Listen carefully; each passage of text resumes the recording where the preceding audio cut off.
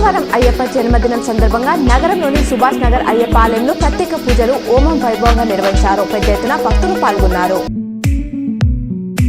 Nizamabad press club ఆధ్వర్యంలో కామదహనం హోలీ పండుగ ఘనంగా నిర్వహించారు. జర్నలిస్టులు ఒకరినొకరు సహజ సిద్ధమైన రంగులు పూసుకుంటూ హోలీ శుభాకాంక్షలు తెలుపుకున్నారు. హోలీ పండుగను జిల్లా ప్రజలు ఆనందంగా జరుపుకోవాలని అర్బన్ ఎమ్మెల్యే ధన్పాల్ గుప్తా పేర్కొన్నారు. ఈ మేరకు పండుగ శుభాకాంక్షలు తెలిపారు. ప్రతి ఒక్కరూ జీవితం రంగులమయం కావాలని ఆయన ఆకాంక్షించారు. ప్రజలు అందరి జీవితాలు వెలుగులు నింపాలని ఆయన అన్నారు.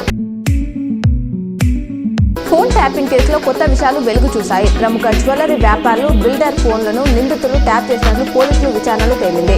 అవాలా వ్యక్తులను బెదిరించి ప్రణీత్ రావు, తిరుపతన్న, భుజంగరావు భారీగా డబ్బు వసూలు చేసినట్లు పోలీసులు గుర్తించారు.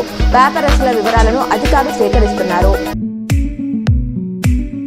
బాన్సాడ మండలంలోని కోనాపూర్ గ్రామంలో ఘనంగా హోలీ పండుగ సంబరాలు జరుపుకున్నారు. చిన్నలు పెద్దలు ఒకరికొకరు రంగులు చల్లుకుంటూ శుభాకాంక్షలు తెలుపుకున్నారు.